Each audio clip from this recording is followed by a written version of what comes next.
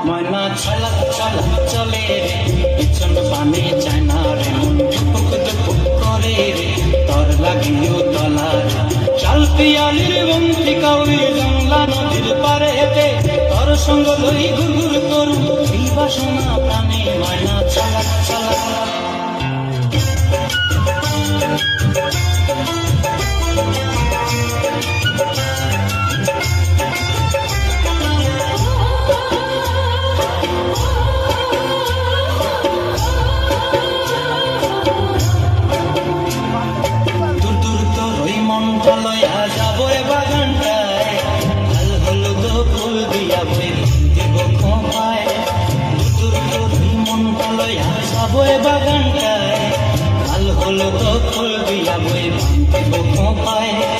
সাধের কীর্তিমা গোড়া রাখুন চোখের তারা হাটায় রানী হইয়া রইবি মরি পরানটায় ময়না ছলক ছলক চলে রে পিছন পানে চায়না কেমন করে রে তোর লাগিও তলার শাল পিয়ালির ছলক গানে ওদের ঝলক সুন্দর ঝলক আমরা দেখলাম।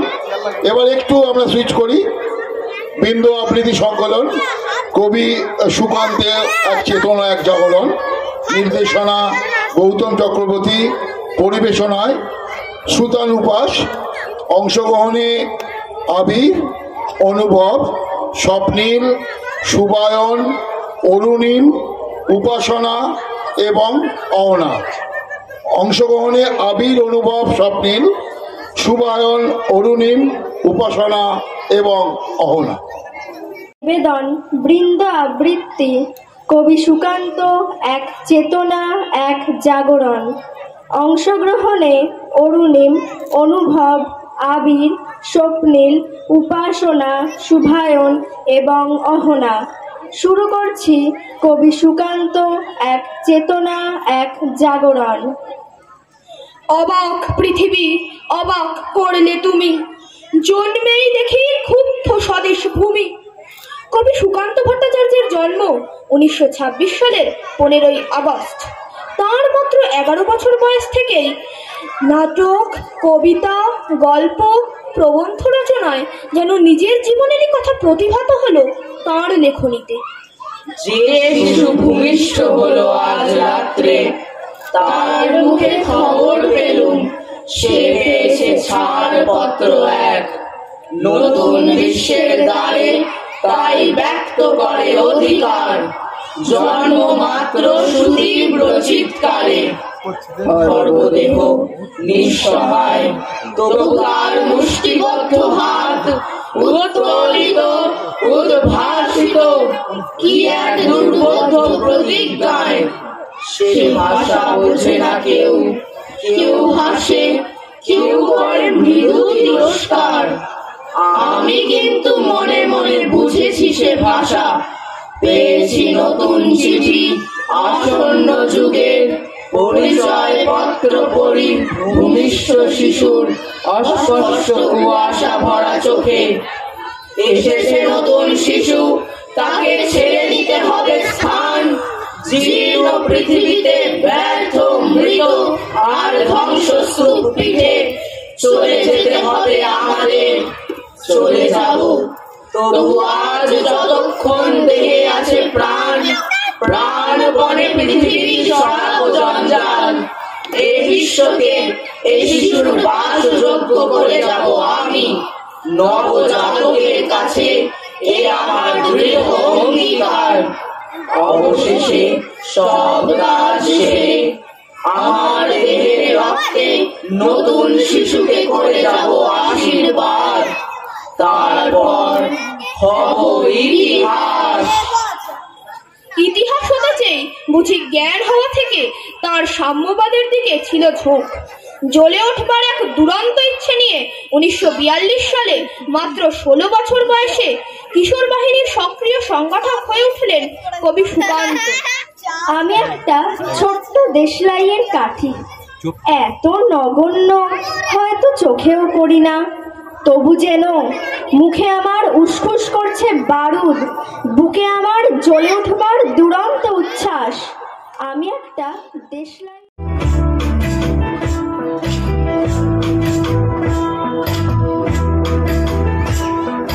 সর্বতমঙ্গল রাধে বিনোদিনী রায়, বৃন্দাবনের বংশীধারী ঠাকুর কানাই, একলা রাধে যমুনাতে জল পুরিতে যায়, পেছনে থেকে কৃষ্ণ তখন আরে আরে চাই, জল ভর রাধে ও গোয়ালের ঝি, কলস আমার পূর্ণ করো রাধে বিনোদী, কালো মানিকে হাত পেতেছে চাঁদ ধরিতে চায়, বামনিকে আর হাত বাড়ালে চাঁদের দেখা পায়, কালো কালো করিস নিল গোয়ালের ঝি, আমি বিধাতা করেছি কালো, আমি করব কি, এক কালো যমুনার জল সর্বপ্রাণী খাই, আরে কালো আমি কৃষ্ণ সকল রাধে চাই।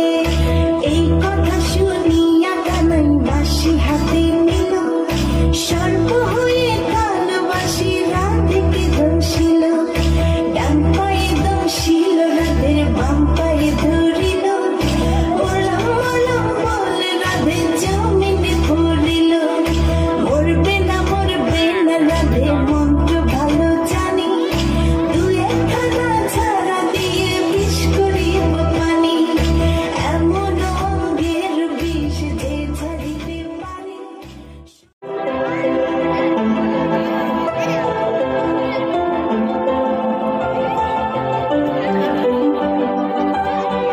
यमुना जी तो कारी कारी राधा गोरी गोरी,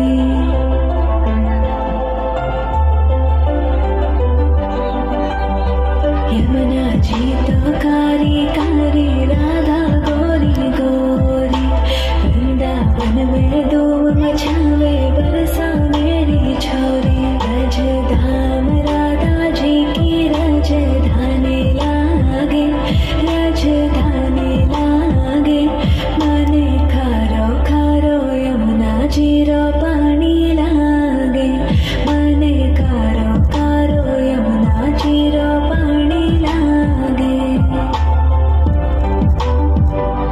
मीठी रस से भरियो रे राधा रानी लागे, महारानी लागे, मने खारो खारो यमुना जी रो पानी लागे, मने खारो खारो यमुना जी रो पानी लागे, खाना गीत मुरली में तेरे समरे बारंबार,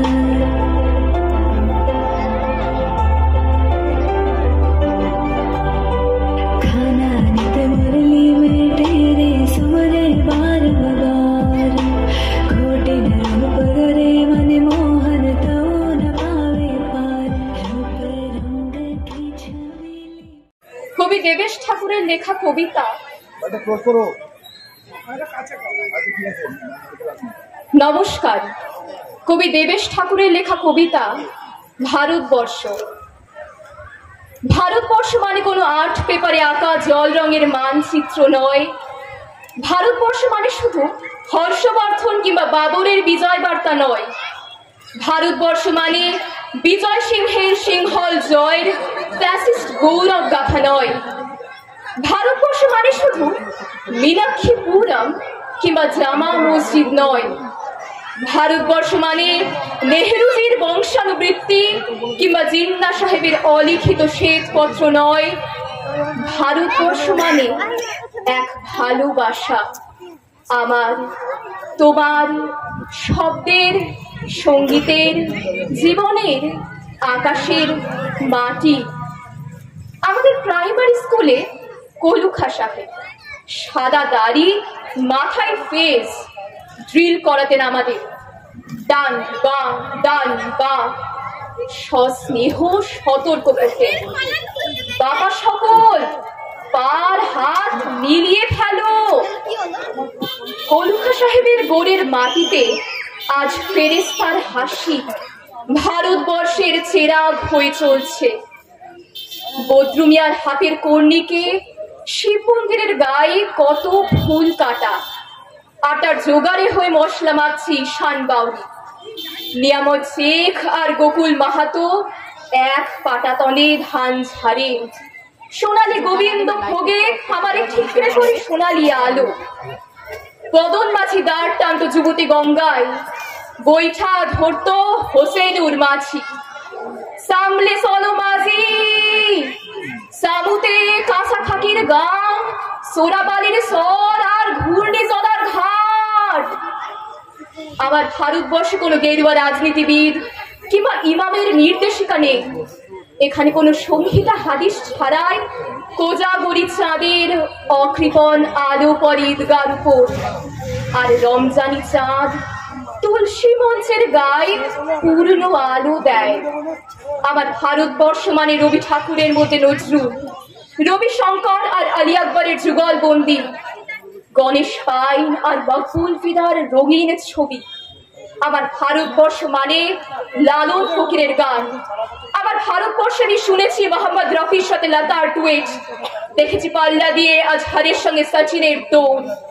খেলার মাঠের প্রান্তে দাঁড়িয়ে শুনেছি নইমুদ্দিনের তদারকি চিৎকার। বিজয়ন, আকিল, কুলজিৎ, বাইচুং, মাঠটাকে আরো বড় করো। মাঠ দিন দিন ছোট হয়ে যাচ্ছে, মাঠটাকে আরো বড় করা দরকার, অনেক অনেক বড়। নমস্কার।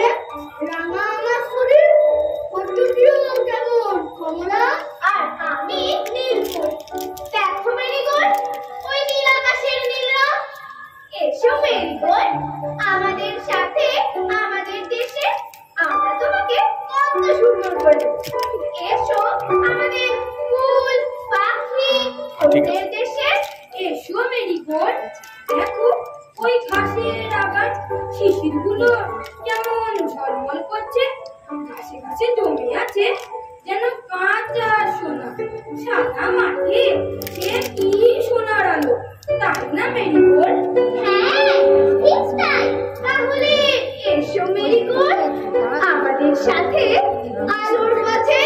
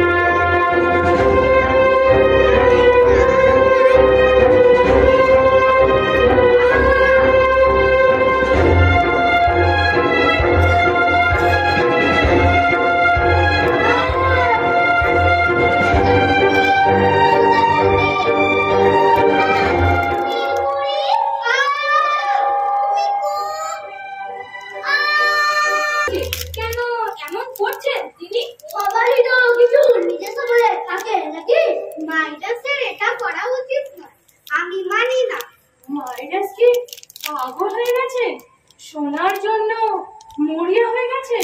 আচ্ছা, মাইডাসের আসল উদ্দেশ্যটা কি বলতো? কি করতে চান তিনি? সেটা তার কাছে গেলেই জানা যাবে।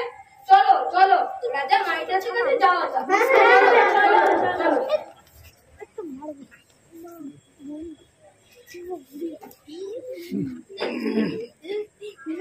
রাজা মাইডাসের কথায় বিরূপ প্রতিক্রিয়া দেখা দিল। অনেকে প্রতিবাদ করলো, অনেকে সোনা দিতে রাজি হলেন না, কিন্তু রাজাদেশ বলে কথা। তাছাড়া মেরিগোল্ডকে সবাই ভালোবাসতো। তবে রাজা মাইডাস সকল প্রজাদের কাছ থেকে সকল সোনা ন্যায্য দামে কিনে নিলেন, আর সমস্ত সোনা জমা হলো রাজা মাইডাসের স্বর্ণমহলের গোপন কক্ষে। সেই কক্ষে একমাত্র রাজা মাইডাসই প্রবেশ করতে পারতেন। প্রতি রাতেই তিনি সমস্ত সোনা গুনে রাখতেন, তাও শুধু একবার নয়, কয়েকবার করে। পরদিন রাজসভায়। কি খবর মন্ত্রী? মহামান্য মাইডাস, রাজ্যের কয়েকজন নাগরিক তাদের অভিযোগ নিয়ে আপনার কাছে আসতে চেয়েছিল। তাদের মধ্যে এক বৃদ্ধা রাজ আদেশ অমান্য করে নিজের সোনা লুকিয়ে রেখেছিল। খবর পেয়ে তাকে ধরে এনেছি মহামান্য মাইডাস। সে কি, সাধারণ নাগরিকেরা এখনো রাজ দরবারে আসতে সাহস পায়? নিয়ে এসো বৃদ্ধাকে। প্রহরী, যাবো না আমি। এই বৃদ্ধা, তোমার এত সাহস? তুমি রাজার আদেশ অমান্য করে সোনা লুকিয়ে রেখেছো? এই নিয়ে নাও সমস্ত সোনা, নিয়ে নাও। ঠিক আছে মাইডাস। এই বৃদ্ধা, তোমার এত বড় সাহস? রাজার আদেশ অমান্য করে নিজের সোনা লুকিয়ে রেখেছো? তোমার সমস্ত সোনা দিয়ে দাও বলছি। প্রহরী, জানো তো, এই সোনাগুলো আমার আদি পূর্বপুরুষের স্মৃতি। এগুলোর মূল্য আমার কাছে অন্যরকম। এগুলো আমি কিছুতেই দিতে পারবো না, সে যতই দাম দেওয়া হোক না কেন। পূর্বপুরুষদের আশীর্বাদ আমি ছাড়তে চাই না। এমনটি করো না মাইডাস, তোমাকে আমার আদেশ মানতেই হবে, তা না হলে তুমি রাষ্ট্রদ্রোহী, তোমাকে কারাগারে বন্দী করা হবে। এই নিয়ে নাও সমস্ত সোনা, নিয়ে নাও। এমনটি করো না, আমি অনুরোধ করছি। এগুলো আমার স্মৃতি। রাজা কি করছেন আপনি? এটা কিন্তু অন্যায়। রাজ্যের প্রজারা নিশ্চিত আপনার এমন কাজে কষ্ট পাবে। রাজকার্যে কেন তুমি কথা বলছো? আমার সিদ্ধান্ত আমারই। একজন সাধারণ নাগরিকের জন্য আমি নিজের রাজ সিদ্ধান্ত পরিবর্তন করতে পারি না। ভেতরে যাও, তুমি ভেতরে যাও। বাবা, এমনটি করো না। ভেতরে যাও, ভেতরে যাও। পরে তিনি হয়ে উঠলেন স্বর্ণপিপাসু। কায়েম করতে চাইলেন একাধিপত্যবাদ। অন্য সকল দেশের সব রাজাদের কাছে তার একটাই কথা, এ বিশ্বের সবচেয়ে বেশি সোনার মালিক হবেন তিনি। একদিন রাজা মাইনাস বসে আছে, হঠাৎ এক প্রহরী এলো। ছোটি মার্জনা করবেন মাইনাস, বাইরে একজন অচেনা ব্যক্তিকে নিয়ে এসেছি। তাকে দেখে আমাদের রাজ্যের বলে মনে হচ্ছে না। বেশ কদিন ধরে তাকে আমাদের রাজ্যে দেখা যাচ্ছে। কিসব আবল তাবল বলছেন তিনি, তাই তাকে আপনার কাছে নিয়ে এসেছি। মাইনাস, নিয়ে এসো তাকে। চলো বলছি, চলো। আমাকে কে তুমি? এই রাজ্যে তুমি কি চাও? তুমি কি আবার সোনা চুরি করতে এসেছো? মাইনাস, আমি ভিনদেশী। আমি পথ ভুলে তোমার দেশে এসেছি। আমি তোমার সোনা অর্থ চুরি করতে আসিনি। আমি দিন ধরে অনাহারে, আমাকে একটু কিছু খেতে দিতে পারো? এক টানা পথ চলতে চলতে আমার পা দিয়ে রক্ত ঝরছে। আমার একটু চিকিৎসার ব্যবস্থা করতে পারো? আমি ভীষণ ক্লান্ত, আমি একটু ঘুমোতে চাই। প্রহরী, এই অচেনা ব্যক্তির বাঁধন খুলে দাও। মন্ত্রী, ওনাকে রাজপ্রাসাদের অতিথিশালায় নিয়ে যান। উনি যা যা খেতে পড়তে চান তার ব্যবস্থা করুন। ওনার উপযুক্ত চিকিৎসা জানতে পারি। আমি তোমার সোনা নিয়ে কি করবো? সে তো আমার কাছে নয়। আমার ঘরের শিশি, রাতের জোনাকি, ভোরের সূর্য, ফুল, পাখি, প্রজাপতি, আলো, বাতাস সোনার চেয়েও অনেক সুন্দর, অনেক দামি। না, এ হতেই পারে না। তুমি মিথ্যে বলছো। এই পৃথিবীতে সোনার চেয়ে সুন্দর আর কিছুই না। সোনার মূল্য তুমি কি বুঝবে? পুরো থাকা। না না, ভয় পেও না, আমি কিছু নিতে আসিনি। তোমার ধন্যবাদ দিতে এসেছি। ধন্যবাদ? এই কিসের জন্য বলো তো? ওই যে সেলেনাস, আমার খুব ভালো বন্ধু। তুমি তাকে যে আতিথ্যতা করেছো তাতে সে এবং আমি খুবই মুগ্ধ। আমি শুনেছি তুমি তাকে কত টানা যত্ন করেছো।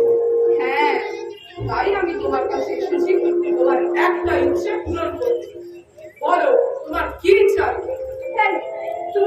তুমি সত্যি বলছো? যা চাইবো তাই পাবো? হ্যাঁ, যা ইচ্ছে চাইতে পারো, আমি তাই তোমাকে দেব। আমাকে আমাকে আমাকে আমাকে তুই জাহাজ করতে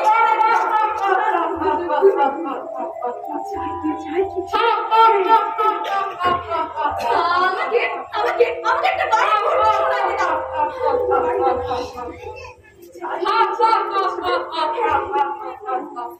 কি চাই কি চাই? হ্যাঁ, আমাকে আমাকে তুমি সোনার স্পর্শ শক্তি দাও, যাতে যাতে আমি যাই স্পর্শ করি তাই যেন সোনায় পরিণত হয়ে যায়। সত্যি বলছো তো? আর ভেবে বলছো তো? হ্যাঁ, আমি ভেবে বলছি। আমার সোনার স্পর্শ শক্তি চাই। ঠিক আছে, আমি আমার কথা মতো তোমার এই ইচ্ছে পূরণ করছি। আগামীকাল সকাল থেকে তুমি যা স্পর্শ করবে তাই। দাদা ছটফট করে, কখন সকাল হবে, কখন প্রকৃতি দেবতার কথা সত্যি হবে। তারপর রাত শেষ হয়ে ভোর হলো। রাজা আর ধৈর্য রাখতে পারলেন না। সারা রাত পায়চারি করার ফলে ওনার চোখ একটু লেগে এসেছে। সেই সময়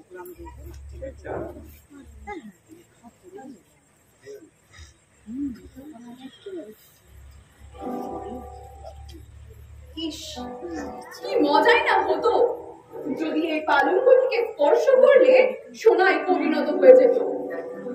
দেখি তো একবার।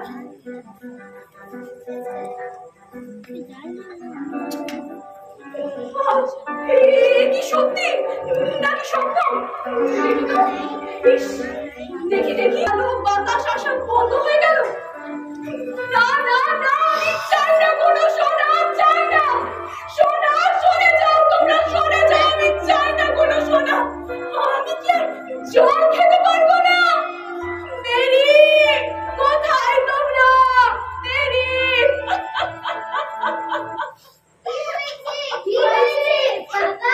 না না না, তোমরা ছুঁয়ো না, ছুঁয়ো না আমাকে।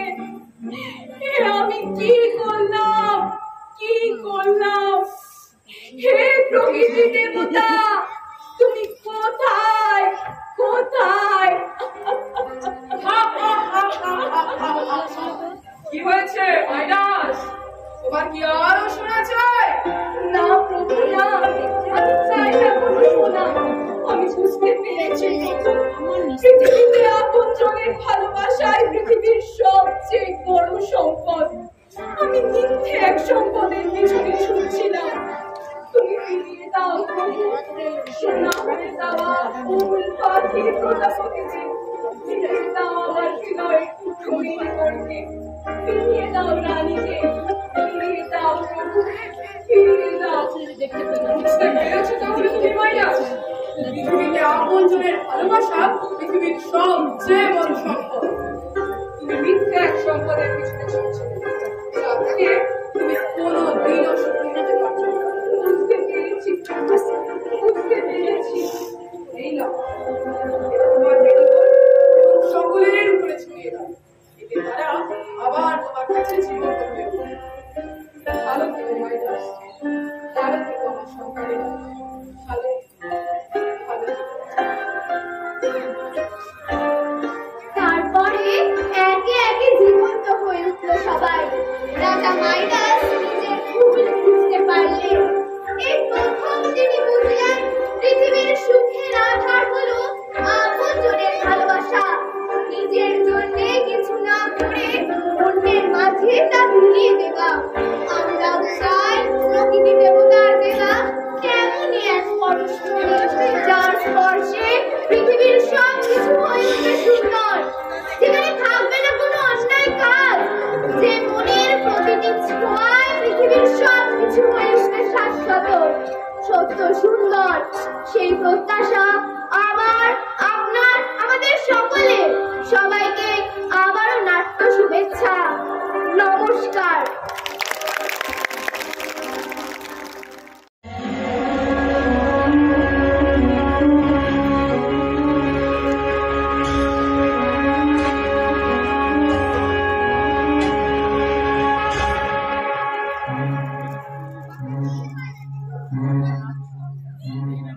नमामि शमीशाननिर्वाणरूपं विभुं व्यापकं ब्रह्मवेदस्वरूपम्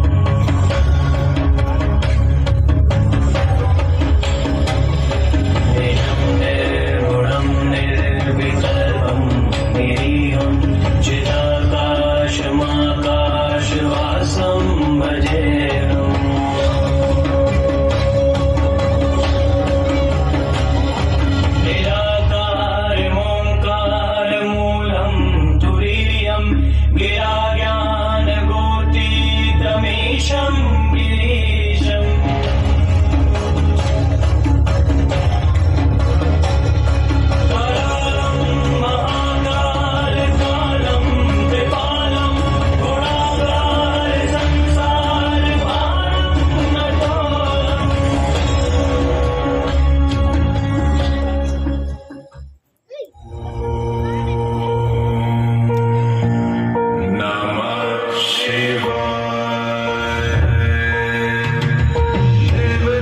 सेव्यमान पावनाङ्घ्रिपङ्कजं व्यालयज्ञसूत्रमिन्दुशेखरं कृपाकरम्